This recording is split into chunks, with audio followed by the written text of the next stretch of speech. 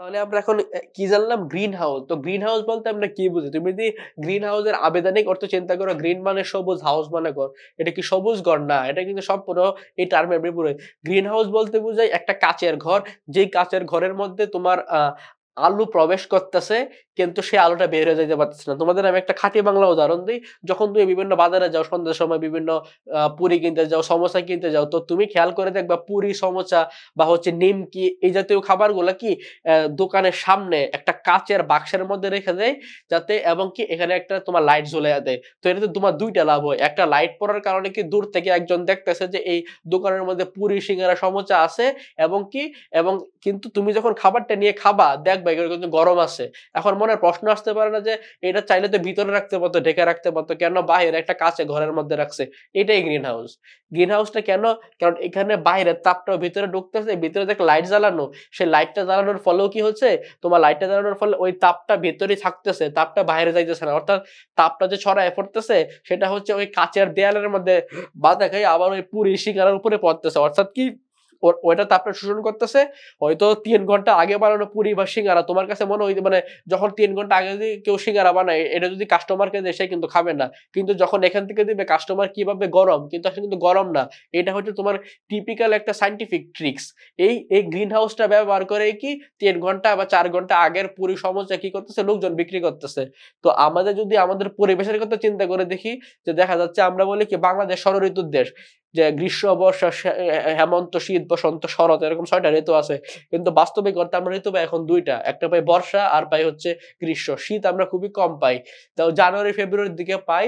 সেগুলো আসলে শীত বলা চলে না। শীতের কিন্তু 2টা টার্ম, একটা হচ্ছে কুল। তো কুল বলতে বোঝায় আরামদায়ক ঠান্ডা, আর কোল্ড বলতে বোঝাই আসলে আর কি তীব্র ঠান্ডা। তো আসলে বর্তমানে বাংলাদেশে আমরা কুলই অনুভব করি, কোল্ড আসলে খুব কম অনুভব করি। তো তোমাদের মনে প্রশ্ন আসে না যে আসলে ঋতুগুলো কেন এরকম হইলো, আমরা সবসময় তাপমাত্রা পাইতেছি? এটাই হচ্ছে গ্রিন হাউস এফেক্ট। এই ওজোন স্তর ক্ষতিগ্রস্ত হওয়ার কারণে কি আমাদের যে তাপটা প্রবেশ করতেছে সেটা কি হতেছে, বাইরে যাইতে পারতেছে না। কারণ আমাদের চারপাশের যে গাছপালা বলো বা চারদিকে সবুজ যে সৃষ্টিগুলা বলো, সেগুলা কি করতেছে, অধিক পরিমাণ ধ্বংস করার কারণে সেগুলা ওই তাপটা শোষণ করতে পারতেছে না। এখন যদি আসি বায়ুমণ্ডলে উপস্থিত যেসব গ্যাসীয় পদার্থ, যেমন carbon dioxide, CFC, nitrogen dioxide, carbon monoxide, ozone gas, পদার্থের আবরণ পৃথিবীকে আচ্ছাদন রূপে ঢেকে রাখে, পৃথিবী পৃষ্ঠ হতে বিকিরিত তাপকে মহাশূন্যে ফিরে যেতে বাধা দেয় এবং বায়ুমণ্ডলকে উত্তপ্ত রাখে, এদেরকে গ্রিন হাউস বলে। এই যে গ্যাসগুলো আছে, এগুলোর পরিমাণ বাড়তেছে কারণ আমরা গাছ কাটতেছি, চারদিকে কলকারখানার ধোঁয়া বা বিভিন্ন রকমের যে কেমিক্যাল যে গ্যাসগুলো আছে, এগুলোর কারণে কি হচ্ছে, ওই যে আলোগুলো আসতেছে সেগুলো তোমার নির্গত হতে পারতেছে না, আলোগুলাকে কি করে ধরে রাখতেছে। এই জন্য কি এগুলা মহাশূন্যে যেহেতু যাইতে পারতেছে না, এগুলা ভূপৃষ্ঠে থাকতেছে। এই জন্য আমাদের পৃথিবীটা কি হচ্ছে, ক্রমাগত উত্তপ্ত হইতেছে। একে বলে গ্রিন হাউস। এখন গ্রিন হাউসের প্রভাব কি? যে প্রক্রিয়ায় সূর্য থেকে আগত সৌর বিকিরণ, যেমন ইউভি, আইআর, এরকম কিছু শক্তি বায়ুমণ্ডলের গ্রিন হাউস গ্যাস দ্বারা শোষিত হয়ে চারদিকে বিকিরিত রশ্মির কিছু অংশ পৃথিবীর ভূপৃষ্ঠে প্রবেশ করে পৃথিবীর গড় তাপমাত্রা বৃদ্ধি করে, তাকে কি বলে, গ্রিন হাউস প্রভাব বলে। অর্থাৎ আমাদের যে সামগ্রিকভাবে যে জলবায়ুটা পরিবর্তন হইতেছে, তার অন্যতম প্রধান দায়ী হচ্ছে এই গ্রিন হাউস গ্যাস। এখন আসি নাইট্রোজেন সংবন্ধকরণ কি? যে প্রক্রিয়ার মাধ্যমে বায়ুমণ্ডলে মুক্ত নাইট্রোজেন গ্যাসকে নাইট্রোজেন যৌগে পরিণত করে এবং ব্যবহার উপযোগী করে আবদ্ধ করে রাখে, সে প্রক্রিয়াকে নাইট্রোজেন ফিক্সেশন বা সংবদ্ধকরণ বলে। এটা হচ্ছে উদ্ভিদের ক্ষেত্রে। উদ্ভিদে আমরা কি জানি? উদ্ভিদে আমরা জানি কি, তার মূলের মাধ্যমে কি মাটি থেকে বিভিন্ন প্রয়োজনীয় পুষ্টি উপাদান সংগ্রহ করে। তার মধ্যে অন্যতম একটা উপাদান হচ্ছে কি, নাইট্রোজেন। তো এই প্রক্রিয়ায় যে বায়ুমণ্ডলের মুক্ত নাইট্রোজেন যে গ্যাস কি হয়, নাইট্রোজেন যৌগে পরিণত কি ভূপৃষ্ঠে যায়, এবং এই যে যাওয়ার প্রক্রিয়াটা সেটাকে বলা হয় সংবন্ধকরণ বা নাইট্রোজেন ফিক্সেশন। তার নাইট্রোজেন ফিক্সেশন বা সংবন্ধকরণ কি আমরা বুঝতে পারছি? এখন আসি দূষক। কোন পদার্থ পরিবেশে তার স্বাভাবিক প্রাকৃতিক প্রাচুর্য অপেক্ষা অধিক পরিমাণে উপস্থিত থেকে মনুষ্য জাতি বা অন্যান্য জীবের স্বাভাবিক জীবনযাত্রার উপর বিরূপ প্রতিক্রিয়া সৃষ্টি করলে ওই পদার্থকে কি বলা হয়, দূষক বলা হয়। যে বায়ুতে স্বল্প মাত্রায় 0.1 ppm বা parts per million carbon monoxide থাকে, কিন্তু এর পরিমাণ বেড়ে গেলে 40 ppm বা তার বেশি হয়ে গেলে এটিকে দূষক হিসেবে ব্যবহৃত হয়। তো পৃথিবীতে দূষক দুই প্রকার, একটা প্রাথমিক প্রাইমারি, একটা গৌণ বা সেকেন্ডারি। এখন দূষক বলতে কি বোঝায়? তোমাদের কিন্তু অনেক সময় মনে হতে পারে যে কার্বন ডাইঅক্সাইড আমাদের জন্য ক্ষতিকর। না, কার্বন ডাইঅক্সাইড আমাদের জন্য ক্ষতিকর না। এখন যদি মনে হইলো যে উপরওয়ালা আমাদের জন্য, যদি আমরা সবাই বলতেছি যে কার্বন ডাইঅক্সাইড আমাদের জন্য ক্ষতিকর, carbon dioxide greenhouse gas বাড়াইতেছে, কার্বন ডাইঅক্সাইড আমাদের বায়ুমণ্ডলের স্তরকে কি করতেছে, ধ্বংস করতেছে, তার মানে আমরা কি কার্বন ডাইঅক্সাইড আমরা চাই না। পৃথিবীতে যদি উপরওয়ালা একদিনের জন্য কার্বন ডাইঅক্সাইড সরায় নেয়, আমরা সব জমে বরফ হয়ে যাব, জমে বরফ হয়ে যাব আমাদের জন্য। তার মানে কি কার্বন ডাইঅক্সাইডটা কি পৃথিবী যে উষ্ণ থাকতেছে, পৃথিবীটা যে এই যে তোমার দিনের বেলায় উষ্ণ থাকতেছে, উষ্ণ থাকার কারণে আমাদের যে জীবন ধারণ আমরা করতে পারতেছি, এটা কি জন্য, কার্বন ডাই অক্সাইডের জন্য। এখন তাহলে কার্বন ডাইঅক্সাইড ক্ষতিকর কেন? ক্ষতিকর একটা পদার্থ তখনই হবে যখন এটা হচ্ছে আমাদের শরীরের আমরা চাহিদা আছে বেশি কিছু আমরা মানে থাকবে, সেটা হচ্ছে। এখন তুমি মনে করলো যে কি বলে দুধ ডিম খাওয়া পুষ্টিকর খাবার, এখন তুমি মনে করলো তুমি সকালেও দুধ খাও, দুপুরেও দুধ খাও, বিকালেও দুধ খাও, রাত্রেও দুধ খাও, এই যে অতিরিক্ত খাইতেছো, এটা কি তোমার শরীরে ভালো করার বদলে শরীর থেকে কি শরীরকে রিয়েক্ট করবে। তার মানে আমরা এটা বুঝলাম, যে কোনো উপাদান যখন তার প্রয়োজন অনুসারে থাকবে তখন সেটা উপকারী, যখন সেটা প্রয়োজনের থেকে বেশি পরিমাণ থাকবে তখন সেটা হয়ে যাবে কি দূষক, তখন সেটা হয়ে যাবে কি দূষক। এখানে দূষক বলতে এটাই বোঝানো হয়েছে, যেমন বায়ুতে ধরো কার্বন মনোক্সাইড সাধারণত থাকবে, কারণ এটা বায়ুর একটা উপাদান, 0.1 ppm। এখন ppm বলতে কি বোঝায়, পার্টস পার মিলিয়ন। কিন্তু যখন এর পরিমাণ 40 ppm বা তার বেশি হয়ে যাবে,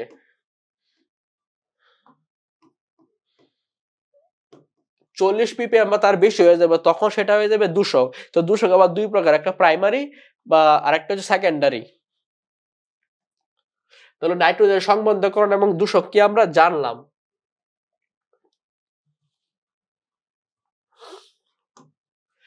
প্রাইমারি দূষক বলতে আমরা কি বুঝি?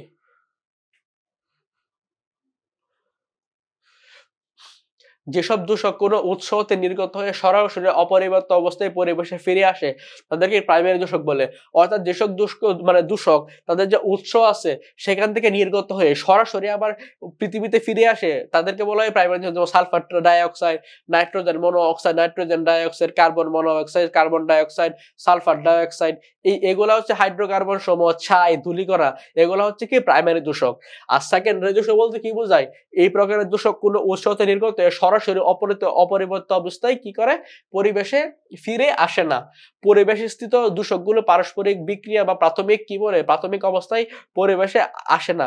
পরিবেশে স্থিত দূষকগুলো পরিবেশের কোন উপাদানের সাথে বিক্রিয়া করে যেসব ক্ষতিকারক পদার্থ সৃষ্টি করে তাদেরকে গৌণ দূষক বা সেকেন্ডারি দূষক বলে। অর্থাৎ মেইন থিমটা হচ্ছে এটা, তোমার যখন উৎস থেকে নির্গত হবে তখন আবার সেই একইভাবে ফেরত করে আসবে না। কেমন ধরো তুমি উপরের দিকে একটা পানি ঢেল দিলা, তো পানি ঢেল দেওয়ার কারণে কি তোমার কিন্তু পানিটা কিন্তু নিচের দিকে পড়বো, কিন্তু তুমি যদি অন্য কিছু ঢেল দাও তখন কি দেখা যাবে, হয়তো অন্য কিছুর সাথে মিক্সার হয়ে সে নিচের দিকে পড়বে। এটাই হচ্ছে তোমার সেকেন্ডারি দূষক। যেমন peroxyacetyl nitrate, dimethyl mercury, এগুলো একসাথে, এগুলো কি নির্গত হয়ে ওগুলো আরো ক্ষতিকর পদার্থ মিশে কি করে ভূপৃষ্ঠের দিকে আসে।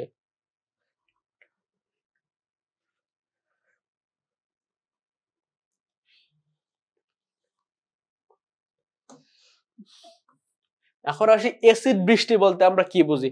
এসিড সম্পর্কে আমরা সবাই জানি, এসিড এবং ক্ষার সম্পর্কে আমরা সবাই জানি। এটা নির্ণয় করার জন্য একটা স্কেল আছে, সেটাকে বলা হচ্ছে পিএইচ, সেটাকে বলা হচ্ছে পিএইচ।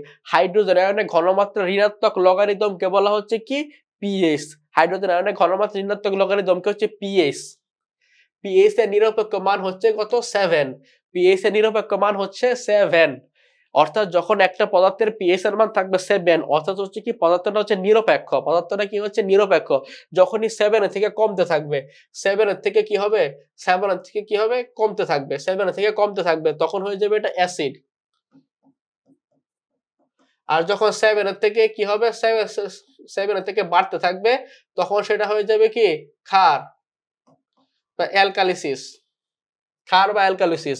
অর্থাৎ বায়ুমণ্ডলে অধঃক্ষেপণ বৃষ্টিতে পিএইচ এর মান 5.6 এর কম হলে ওই অধঃক্ষেপণকে অ্যাসিড বৃষ্টি বলে। অর্থাৎ আমরা জানি বৃষ্টিকে উপর থেকে পানি পড়ে, তো আমরা যদি সেই পানিটা টেস্ট করি, সেই পানিটা যদি 7 হয়, পানিটার পিএইচ এর মান যদি 7 হয়, অর্থাৎ কি এটার পিএইচ মাত্রা স্বাভাবিক, অর্থাৎ নিরপেক্ষ একটা পানি।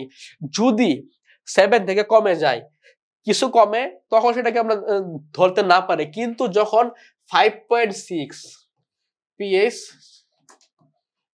5.6 5.6 তার চেয়ে বেশি বা সমান, যখন পিএইচ এর মান 5.6 বা তার বেশি বা সমান হয়ে যাবে, তখনই হচ্ছে কি সেই অধঃক্ষেপণটা বা সেই যে ফ্লুইডটা আসবে সেটা কি আমরা কি বলবো, অ্যাসিড বৃষ্টি। সেটাকে আমরা কি বলবো, অ্যাসিড বৃষ্টি। অ্যাসিড বৃষ্টি আমাদের পরিবেশের জন্য খুবই খুবই ক্ষতিকর। এখন আসি এসিড বৃষ্টির কারণ। এসিড বৃষ্টি আসলে কি কারণে হয়? এসিড বৃষ্টির মূল কারণ হলো বায়ুমণ্ডলে অম্লধর্মী অক্সাইডের নিঃসরণ, অর্থাৎ যে এসিডিক যে অক্সাইডগুলো সেগুলো যে নিঃসরণ হয় সেগুলো হচ্ছে প্রধান কারণ, যা প্রাকৃতিক ও কৃত্রিম যে কোনো উৎস থেকে নিঃসৃত হতে পারে। এসিড বৃষ্টিতে সালফিউরিক অ্যাসিডের উপস্থিতি 2/3, নাইট্রিক অ্যাসিড 30% এবং সোডিয়াম বাইকার্বনেট কত পার্সেন্ট, অন্যান্য প্রকৃতি খুবই কম। তো সালফিউরিক অ্যাসিডের কত, সালফিউরিক অ্যাসিডের উপস্থিতি 2/3, অর্থাৎ এসিড বৃষ্টির মূল কারণ হচ্ছে সালফিউরিক অ্যাসিড, আর নাইট্রিক অ্যাসিড প্রায় 30%। এখন তোমাদের মনে হতে পারে তার মানে কি সালফিউরিক অ্যাসিড আমাদের জন্য খারাপ? না, খারাপ না। একটা টার্ম আছে যে পৃথিবীতে যে দেশ যত বেশি সালফিউরিক অ্যাসিড ব্যবহার করে সেই দেশ তত বেশি উন্নত। কারণ হচ্ছে সালফিউরিক অ্যাসিড আমাদের বিভিন্ন বিজ্ঞানের ক্ষেত্রে, গবেষণার ক্ষেত্রে বা বিভিন্ন কিছু বিনির্মাণে খুবই খুবই গুরুত্বপূর্ণ। এখন চলে আসে সেই দূষকের টার্মটা, অর্থাৎ যখন আমাদের পরিমাণের চেয়ে মাত্রাটা বেশি হয়ে যাবে তখনই হচ্ছে সেটা ক্ষতিকর। এখানে সালফিউরিক অ্যাসিডটা অ্যাসিড বৃষ্টির কারণে পরিমাণের চেয়ে বেশি আছে বলেই সালফিউরিক অ্যাসিড অ্যাসিড বৃষ্টি সৃষ্টি করে, অর্থাৎ কি আমাদের ক্ষতির কারণ। তো আমাদের পরিবেশ রসায়ন ছিল এই পর্যন্ত। এখন আসে আমাদের দ্বিতীয় টপিক, সেটা হচ্ছে তড়িৎ রসায়ন। তড়িৎ রসায়ন, তড়িৎ রসায়ন বলতে আমরা কি বুঝি? তো রসায়ন মানে কি আমরা সবাই জানি, তড়িৎ বলতে বোঝায় কারেন্ট, ইলেকট্রিসিটি। ইলেকট্রিসিটি এই দেখো, এখানে আমরা একটা ব্যাটারি দিলাম, এই প্রান্ত থেকে একটা তার গেল, এই প্রান্ত থেকে একটা তার গেল, আর এখানে কি একটা লাইট জ্বলতেছে, এখানে কি একটা লাইট জ্বলতেছে, অর্থাৎ কি এখানে একটা চার্জ থেকে চার্জটা প্রডিউস হচ্ছে বলেই কি এখান থেকে তোমার একটা লাইটটা জ্বলতেছে। এখন আমরা যদি তারের এই মাথাটা সরাই দেই তাহলে কি তোমার বা এটা লাইটটা জ্বলা বন্ধ হয়ে যাবে। এই মাথাটা সরাই দিই তাহলে কি হবে, লাইটটা জ্বলা বন্ধ হয়ে যাবে। অর্থাৎ কি তড়িৎ রসায়ন বলতে আমরা সেটাই বুঝতেছি যে রসায়নের সাথে ইলেকট্রনের বা কারেন্টের বা ইলেকট্রিসিটি সম্পর্ক আছে, সেটাকে বলা হচ্ছে তড়িৎ রসায়ন। এখন আসি তড়িৎ রসায়নের ডেফিনেশন। তড়িৎ রসায়ন হলো রসায়নের একটি শাখা যেখানে বিভিন্ন রাসায়নিক পদার্থের তড়িৎ পরিবাহী ধর্ম, তড়িৎ পরিবাহিতার প্রকারভেদ, তড়িৎ বিশ্লেষণ, এর কার্যনীতি এবং এর সাথে জড়িত বিষয়গুলি পর্যালোচনা এবং ব্যবহারিক প্রয়োগ আলোচনা করা হয়। অর্থাৎ যেটা বললাম, অর্থাৎ তড়িৎ রসায়ন বলতে বোঝায় তড়িৎ রিলেটেড যত গবেষণা, অনুসন্ধান, পর্যালোচনা, তার ব্যবহার, তার প্রকারভেদ, তার বিশ্লেষণ, তার রিসার্চ, তার অ্যানালাইসিস, যাই বলো, ওভারঅল যেটা রসায়নের ক্ষেত্রে করা হবে সেটাই হচ্ছে কি তড়িৎ রসায়ন। এবং মেইনটা কি থাকবে, তড়িৎ, কারেন্ট।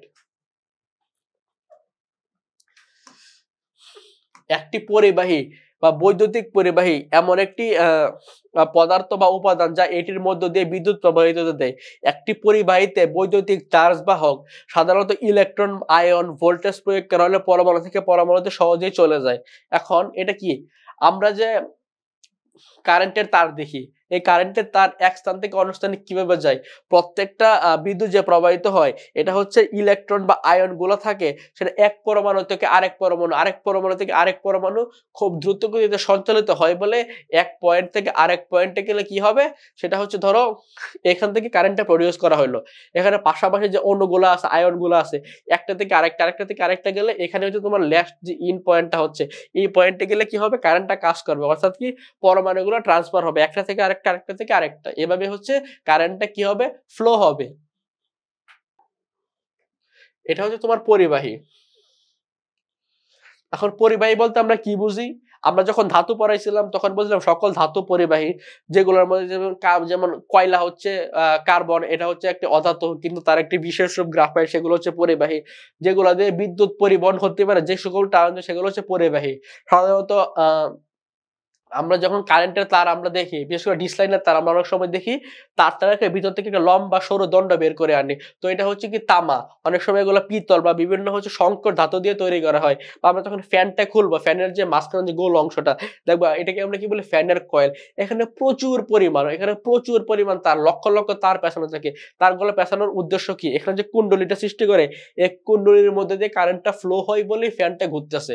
অর্থাৎ যেসব পদার্থের মধ্যে দিয়ে জিনিস পরিবাহিত হতে পারে পারে সেগুলোকেই বলা হচ্ছে কি পরিবাহী, সেগুলোকে কি বলা হচ্ছে তড়িৎ পরিবাহী বা সুপরিবাহী। অর্থাৎ এখানে তামা হতে পারে, রূপা, স্বর্ণ, সকল ধরনের ধাতু, লোহা হতে পারে, যে কোনো কিছু, সেটা দেখি তড়িৎ পরিবাহী। এখন আসি অর্ধ পরিবাহী, এগুলোকে বলে সেমি কন্ডাক্টর। এগুলো হচ্ছে এক ধরনের বিশেষ পদার্থ যাদের তড়িৎ পরিবাহিতা এবং অন্তরকের মাঝামাঝি।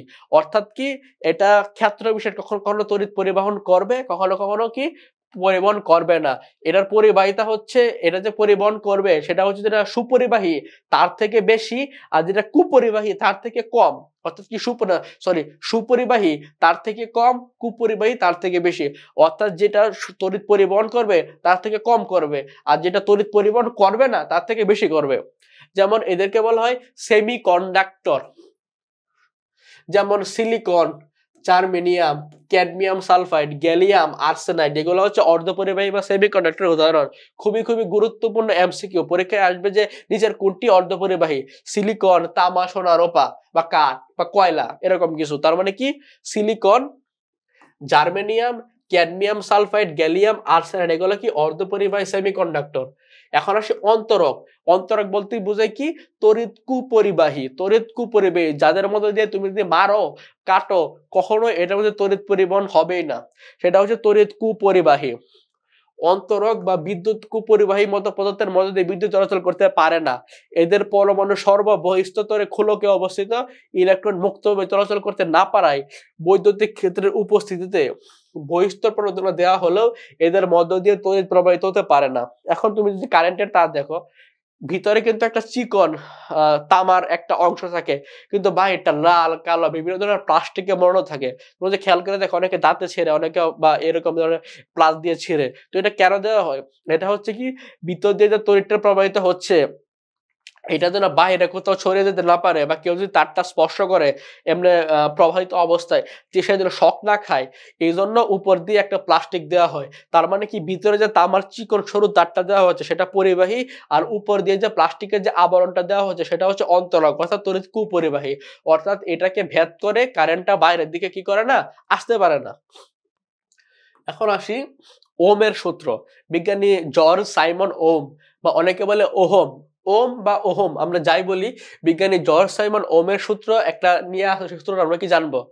তাপমাত্রা স্থির থাকলে কোন নির্দিষ্ট পরিবাহীর মধ্য দিয়ে যে তড়িৎ প্রবাহ চলে তা দুই পরিবাহীর বিভব প্রান্তের সমানুপাতিক। অর্থাৎ এখানে তাপমাত্রা কি হবে?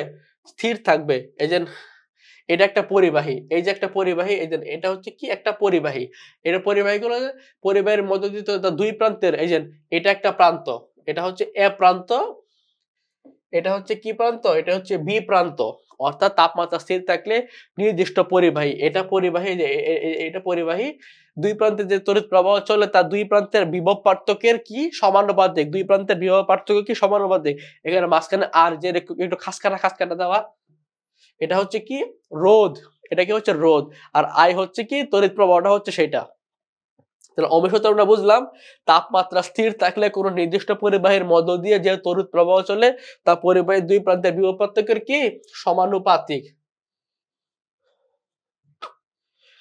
এখন আসি সূত্রের তার, যদি ভি একটি বিভব উৎস হয় তাহলে বিভব উৎস কি আমরা বললাম ভি, এবং আর একটি রোধ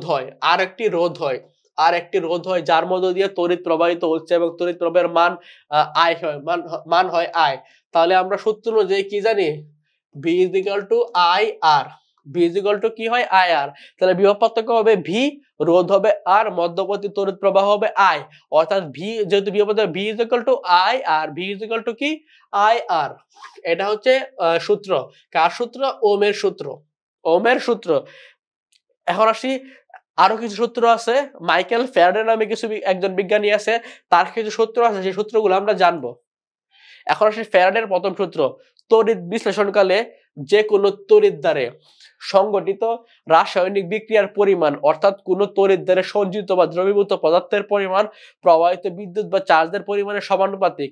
অর্থাৎ এখানে তিনি কি বলছে, তুমি যখন তড়িৎটাকে বিশ্লেষণ করবা, অ্যানালাইসিস করবা, তখন তড়িৎ দ্বারে যে সংঘটিত যে তড়িৎ যে দ্বার আছে, তড়িৎ দ্বার যে রাসায়নিক বিক্রিয়া হবে তার পরিমাণ, তার সঞ্চিত বা দ্রবীভূত পদার্থের পরিমাণ প্রবাহিত বিদ্যুতের বা চার্জের কি হবে সমানুপাতিক। এর ম্যাথমেটিক্যাল টার্ম হচ্ছে W is equal to Z I T.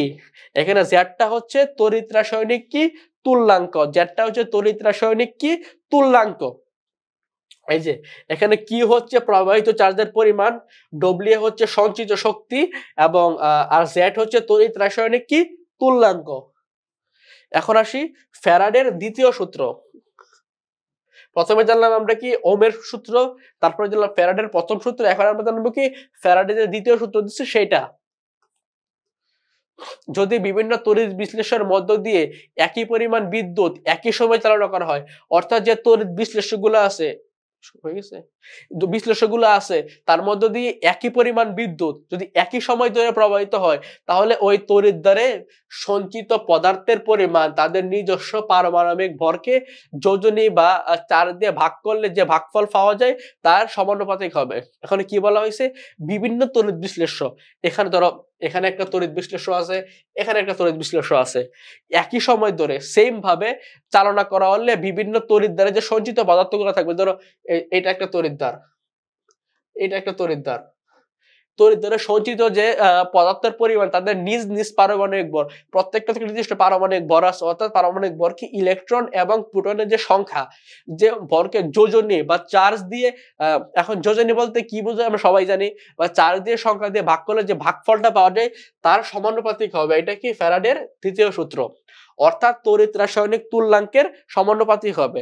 যদি কিউ পরিমাণ বিদ্যুৎ, কি পরিমাণ বিদ্যুৎ, কি পরিমাণ বিদ্যুৎ বা চার্জের ফলে কোনো তড়িৎদ্বারে ডব্লিউ গ্রাম পরিমাণ ভরের পদার্থে দ্রবীভূত বা সঞ্চিত হয়, তার ফ্যারাডের সূত্রের মধ্যে W proportional to M by V, W proportional to কি এম বাই ভি। এটা হচ্ছে কি ফ্যারাডের কি সূত্র, ফ্যারাডের দ্বিতীয় সূত্র।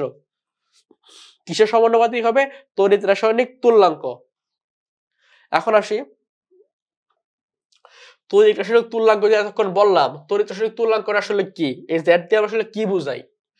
তড়িৎ রাসায়নিক তুল্যাঙ্ক, তড়িৎ বিশ্লেষণের মধ্য দিয়ে 1 কুলম্ব, কত কুলম্ব, 1 কুলম্ব বিদ্যুৎ প্রবাহের ফলে কোনো পদার্থে যত পরিমাণ অ্যানোডে দ্রবীভূত হয় বা ক্যাথোডে সঞ্চিত হয়। এখন অ্যানোড কি ক্যাথোড কি আমরা সবাই জানি, একটা ধনাত্মক দণ্ড, একটা কি দণ্ড, একটা ঋণাত্মক দণ্ড।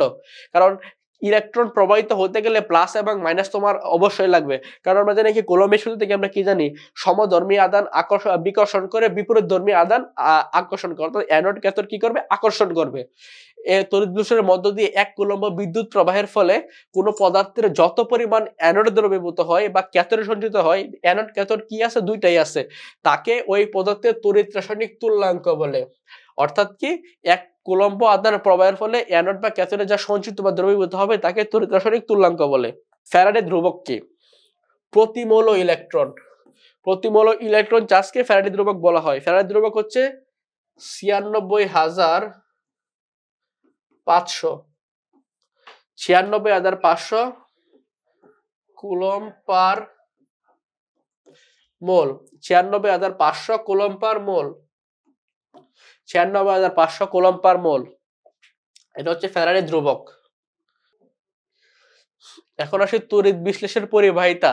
তড়িৎ বিশ্লেষণের পরিবাহিতা বলতে আমরা কি বুঝি, আয়নিক যৌগের জলীয় দ্রবণে অথবা গলিত অবস্থায়, আয়নিক যৌগ যে যৌগটা আয়নিত থাকবে সেটার গলিত বা দ্রবীভূত অবস্থায় তড়িৎ বা বিদ্যুৎ পরিবহন করার ক্ষমতাকে তড়িৎ বিশ্লেষণের পরিবাহিতা বলে।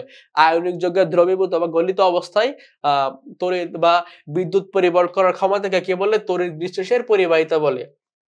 কোন তড়িৎ বিশ্লেষণের রোধ আর, আমরা সবসময় জানি রোধ আর, রোধ আর পরিবাহিতা এল, পরিবাহিতা কি হবে, পরিবাহিতা এল হবে, তখন এল ইকুয়াল টু কি হবে 1/r, L equal to 1/r, পরিবাহিতার একক হচ্ছে 1/, রোধের একক, রোধের একক 1/, কি রোধের একক 1/, রোধের একক। সিজিএস এককে রোধের একক হচ্ছে ওহম পার 1, ওহম পার, সিজিএস এককে রোধের একক হচ্ছে কি ওহম পার 1, এবং ওহম পার 1 পরিবাহিতার একক, এবং পরিবাহিতার একক হচ্ছে ওহম পার 1, এবং পরিবাহিতার একক হচ্ছে সিমেন্স, পরিবাহিতার একক হচ্ছে কি সিমেন্স, পরিবাহিতার একক কি সিমেন্স, অর্থাৎ কি 1 siemens is equal to 1 ohm per 1। এখান থেকে আমরা কি জানতে পারলাম, 1 siemens equal to 1 ohm per 1।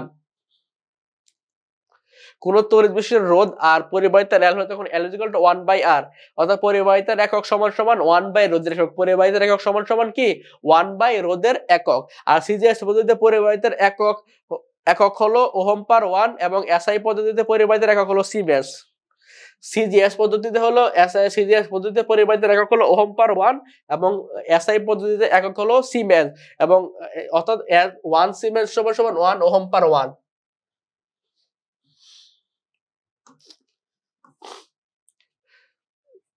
যখন একটা দ্রবণ হবে তড়িৎ বিশ্লেষ্য, এটার মধ্যে তড়িৎ প্রবাহ কোন সূত্র মেনে চলে? ওহমের সূত্র। ওহমের সূত্র কি আমরা সেটা প্রথমেই দেখছি। এখন কঠিন পদার্থের বেলায় রোধ যেমন পরিমাপ করা হয়, তেমনি তড়িৎ বিশ্লেষণের পরিমাণ রোধের পরিবর্তে পরিবাহিতা পরিমাপ করা হয়। কঠিন পরিবর্তের বেলায় রোধ যেমন পরিমাপ করা হয়, তেমনি তড়িৎ বিশ্লেষণের বেলায় রোধের প্রকারভেদ। 1 নম্বর হচ্ছে তড়িৎ বিশ্লেষণের আপেক্ষিক পরিবাহিতা, যাকে কে দেয়া বলে কি ক্যাপ্পা বা কাপ্পা বলে। তড়িৎ বিশ্লেষণের তুল্য পরিবাহিতা যাকে বলা হচ্ছে ল্যামডা, আর তড়িৎ বিশ্লেষণের মোলার পরিবাহিতা যাকে বলা হচ্ছে মিউ। এই যে ইউ এর মতো চিহ্নটা, এই যে ইউ এর মতো চিহ্নটা, এটাকে বলা হচ্ছে কি মিউ, আর যে এই চিহ্নটা এটাকে বলা হচ্ছে ল্যামডা, আর এখানে কে দেওয়া হচ্ছে ক্যাপ্পা।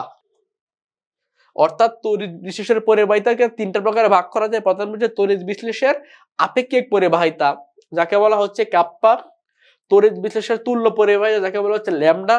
তড়িৎ বিশ্লেষণের মোলার পরিবাহিতা, যাকে বলা হচ্ছে মিউ। ইউ না কিন্তু মিউ, মিউ। তো এই বিষয়টা কি সবার কাছে ক্লিয়ার? আশা করছি এতক্ষণ পর্যন্ত এই যা বলাইলাম 1 সিমেন্স = 1 ওহম, সেগুলো কি ক্লিয়ার, এবং পরিবাহিতার প্রকারভেদগুলো কি ক্লিয়ার। এখন আসি তড়িৎ বিশ্লেষণ বলতে আমরা কি বুঝি। তড়িৎ বিশ্লেষণ যে প্রক্রিয়ায় বিগলিত বা কোনো উপযুক্ত দ্রাবকে দ্রবীভূত অবস্থার কোনো তড়িৎ বিশ্লেষ্য পদার্থের মধ্য দিয়ে বিদ্যুৎ প্রবাহের ফলে সেই যৌগের বিয়োজনের মাধ্যমে রাসায়নিক বিক্রিয়া সংঘটিত হয়, তাকে বলা হয় তড়িৎ বিশ্লেষণ। যে প্রক্রিয়ায় বিগলিত বা কোনো উপযুক্ত দ্রাবকে দ্রবীভূত অবস্থায় কোনো তড়িৎ বিশ্লেষ্য পদার্থের মধ্য দিয়ে বিদ্যুৎ প্রবাহের ফলে সেই যৌগের বিয়োজনের মাধ্যমে রাসায়নিক বিক্রিয়া সংঘটিত, তাকে বলা হয় তড়িৎ বিশ্লেষণ। তাহলে যদি আমরা ডেফিনেশনটা আবার বলি, যখন একটা পদার্থ বিগলিত অবস্থা থাকবে, মানে গলতেছে এরকম একটা অবস্থায় থাকবে, তখন উপযুক্ত যে দ্রাবকটা থাকবে, দ্রাবক বলতে কি যেখানে কোনো কিছু দ্রবীভূত করা হয়, কোনো তড়িৎ বিশ্লেষ্য পদার্থের মধ্যে বিদ্যুৎ যখন প্রবাহিত হবে, ওই দ্রাবকের মধ্যে যখন কোনো বিদ্যুৎ কি হবে ফ্লো হবে, তখন সেই যৌগের যে বিয়োজন হবে সেটা রাসায়নিক বিক্রিয়াতে সংঘটিত হবে, তার মধ্যে তাকে কি বলা হচ্ছে তড়িৎ বিশ্লেষণ। তাকে কে বলা হচ্ছে তড়িৎ বিশ্লেষণ। এখন আসি অ্যানোড এবং ক্যাথোড বলতে কি বোঝায়। দুটি তড়িৎ দ্বারের মধ্যে যে তড়িৎ দ্বারা জারণ ঘটে তাকে বলা হচ্ছে অ্যানোড, যে তড়িৎ দ্বারা বিজারণ ঘটে তা হচ্ছে ক্যাথোড। এখন আসি জারণ বলতে কি বুঝি। তো জারণকে আমরা একটা টার্মে বলতাম জারণ মানেই ছাড়ন। জারণ মানেই ছাড়ন, কি ছাড়বে? ইলেকট্রন ছাড়বে। কি ছাড়বে? ইলেকট্রন ছাড়বে। জারণ মানেই ছাড়ন। এটা হচ্ছে আমাদের মনে রাখার জন্য একটা টার্ম। অনেক সময় কোনটা ইলেকট্রন ছাড়ে কোনটা ইলেকট্রন গ্রহণ করে সেটা আমরা বুঝতে পারি না। যখন অ্যানোড হবে, যখন কোনো দণ্ড ইলেকট্রন ত্যাগ করবে তখন সেটা কি হবে? অ্যানোড দণ্ড, অর্থাৎ কি ইলেকট্রন ছাড়বে। অ্যানোড ছাড়াটা হচ্ছে জারণ। আর যখন তার মানে যেটা বিজারণ ঘটবে, বিজারণ মানে কি? বিজারণ মানে হচ্ছে গ্রহণ। বিজারণ মানে হচ্ছে কি? গ্রহণ। তো সেই গ্রহণটা ঘটবে সেটাকে বলা হয় ক্যাথোড। তার মানে অ্যানোড মানে জারণ, আর জারণ মানে কি বলা হয়? সেটা হচ্ছে ছাড়ন। ছাড়ন মানে কি? অ্যানোড। আর বিজারণ মানে গ্রহণ। গ্রহণ মানে কি হচ্ছে? ক্যাথোড। তাহলে অ্যানোড এবং ক্যাথোড বলতে আমরা কি বুঝি সেটা আমরা বুঝতে পারলাম। তড়িৎ প্রলেপন বা ইলেকট্রোপ্লেটিং বলতে কি বোঝায়। তড়িৎ বিশ্লেষণের মাধ্যমে একটি ধাতুর তীরে জিনিসপত্রের উপর অন্য একটি কম সক্রিয় ধাতুর প্রলেপ সৃষ্টি করাকে ইলেকট্রোপ্লেটিং বলে। সাধারণত উজ্জ্বলতা সৃষ্টি বা ক্ষয় রোধ করার জন্য এটি করা হয়। এখন আসো, তোমাদের অনেকের ঘরে স্টিলের আলমিরা আছে, ঠিক আছে, বা এরকম স্টিলের জিনিসপত্র আছে, হয়তো তার লোহার কালার একটা, কিন্তু সেগুলোর উপর স্প্রে করা হয়। এগুলো তোমরা বিভিন্ন ওয়ার্কশপে দেখবা। তো এই স্প্রেটা কেন করা হয়? এই স্প্রেটা করা হয় কারণ এই অধিক সক্রিয় ধাতুর উপর কম সক্রিয় ধাতুটা স্প্রে করা হয়। কম সক্রিয় ধাতুটা স্প্রে করা হয় কারণ কি? একটা প্রলেপ দেওয়া হয়, অর্থাৎ বাইরের কোনো আঘাত, অর্থাৎ বৃষ্টি বা পানি বা যে কোনো আঘাত থেকে কি সরাসরি এটাকে রক্ষা করার জন্য এই প্রলেপটা দেওয়ার পরে এটার উজ্জ্বলতা যেমন বৃদ্ধি পায়, তেমনি মরিচা সহ বিভিন্ন ক্ষয়রোধ হয়ে যাবে বা ক্ষয় হয়ে যাবে, বা হচ্ছে ধর আগুন লাগলো, তো তখন কি ওইটা গলার আগে কি প্রথমে কি গলবে? ওই আগের ওই প্রলেপটা গলবে, ঠিক আছে। বা মরিচা হইলে কি সরাসরি সেটা কি সে ধাতব দণ্ডে বা সে হচ্ছে সে ধাতুর মধ্যে মধ্যে গিয়ে এফেক্ট করতে পারবে না, আগে সেই প্রলেপটা ক্ষয় করে নিতে হবে।